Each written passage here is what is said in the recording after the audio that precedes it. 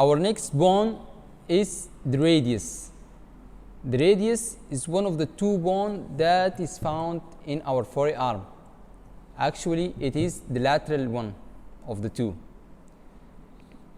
The radius has got a superior head that is cylindrical in shape. There is a neck below the head. There is tuberosity called radial tuberosity. It has got a shaft and an expanded lower end. The expanded lower end has got laterally styloid process. This is the lowermost part of the radial. Okay, and it has got in its medial side a notch for articulation with the ulna. So it is called the ulnar notch of the radius for the distal radio-ulnar joint. Okay. Now let's go again. As we said, it starts somehow small in the superior surface. This circular and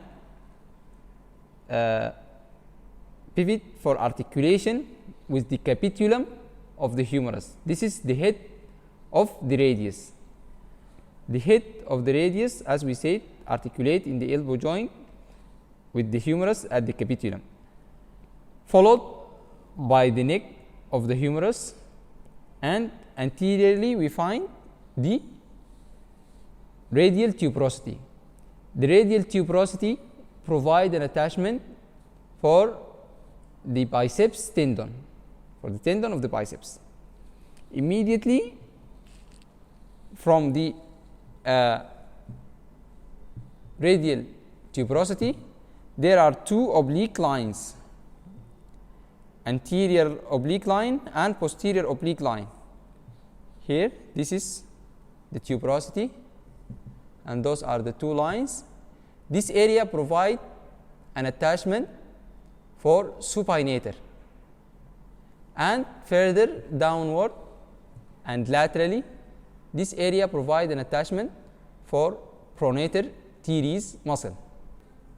This surface, the medial surface of the radius, is for the interosseous membrane that connects the radius with the ulna. Okay. Regarding the inferior surface, as we said, it expands downward, and in the articular surfaces it articulates with the carpal bones, specifically the scaphoid and the lunate.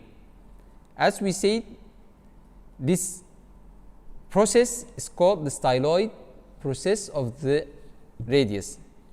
It lies laterally, and it provides an attachment for brachioradialis muscle and the extensor retinaculum. Okay. Posteriorly, in the lower end, there is this tubercle. It's a characteristic feature in the posterior surface of the radius. It is called the dorsal tubercle or the Lister tubercle. Immediately behind it, there are two grooves for passage of tendons. When we study the forearm, you have to know which tendon passes here and which tendon passes medially and which tendon passes laterally. Okay. All right. Regarding the localization of the radius, is it right or left? Again, our superior landmark is the head, because it's very characteristic, cylindrical. This should be superiorly, and you have to have got an anterior or a posterior landmark. For me, the Lister tubercle is very characteristic, so the Lister tubercle should be posteriorly and the head superiorly. The direction of the styloid process tells you is it right or left. So this one is right, and this is my right radius. Okay. Again, for the other one, the head is superiorly. Posteriorly, we have got the Lister tubercle, so I put it posteriorly, and anteriorly we have got the radial tuberosity. So this is the head, this is the radial tuberosity anteriorly, and the direction of the styloid process in this one is in the left side. So this is my left humerus, my left radius. Okay. Okay, that's all for the radius. Now let's go to our next bone. Our next bone in our practical is the ulna. Again, the ulna is one of the two bones that occupies the forearm region. In fact, it is the one that is located medially in the forearm. In reverse to the radius, the ulna, as you can see here, start somehow big in the superior portion and tapers distally into a small head. So the superior part is large while the inferior end is small. The superior part is formed in two processes. The posterior one is the olecranon process, while the anterior one is the coronoid process. In between them, as you can see here, there is this fossa. It's called the trochlear fossa. The trochlea of the humerus occupy the trochlear fossa, while the olecranon process and the coronoid process each dips in its corresponding fossa in the humerus. Okay. Again, the coronoid process provide an important attachment for the triceps muscles. The tendon of the triceps attached in the olecranon process, while the coronoid process provide an attachment for brachialis muscle. The lateral part of the fossa, here you can see a tubercle called sublim tubercle. The sublim tubercle, in the medial side. In the medial side, there is this sublim tubercle. The sublim tubercle provide an attachment for muscle called flexor digitorum superficialis, and inferior to it, the deep surface of the deep head of the pronator teres. Okay, all right. Laterally, here you can see a notch. This notch is for articulation with the head of the radius. So we call it the radial notch of the ulna. The radial notch of the ulna is for the proximal radio-ulnar joint. So the head of the radius articulate with the ulna at the proximal radio-ulnar joint in this area, which is called the radial head of the ulna. Okay. You can see here this border is called the interosseous border. Again, there is the interosseous membrane that connect the radius with the ulna and separates this surface, which is the flexor surface, while this small surface is the extensor surface posteriorly. Okay. Downward, there is rounded head of the ulna articulate with the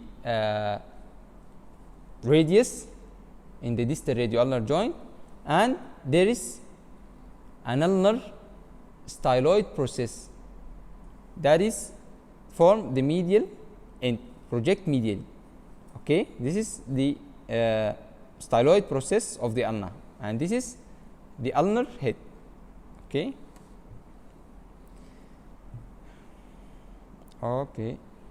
Okay. That's all for the ulna. Now let's go to our localization of the ulna. Okay. In order to localize the ulna, again you have to have a superior landmark, which is the trochlear notch with the coronoid and olecranon the coronoid. This portion should be superiorly. Okay, and the notch itself should be pointed anteriorly. Okay, so the notch is anteriorly, this whole portion is superiorly. The radial notch should direct you laterally. Okay, should be directed laterally. So this is my okay. This is my right ulna. This is my right ulna. This portion is superiorly and the trochlear notch is anteriorly, and the radial notch is laterally. So this is my right ulna. To demonstrate the left one, we have got this one. Again, the portion with the two processes is superiorly, and the trochlear notch itself faces anteriorly, and the radial notch should be directed laterally. So okay, this is also a right one, so we do not have a left ulna. Okay, that's all for the ulna. Thank you. Let's go to our next one. Okay, now we would like together to see the bones of the forearm together and articulated. As you can see, this is my right forearm. Okay, this is the ulna medially, and this is the radius laterally. Okay,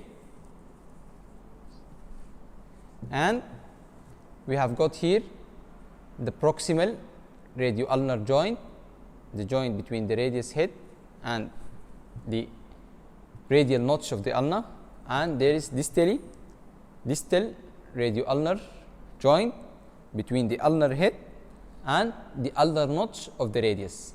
Okay. Now we can see what range of movement happens in this movement. It is called pronation, and this is supination. Pronation, supination. Okay, never mind, we will see more in the next practicals. Okay.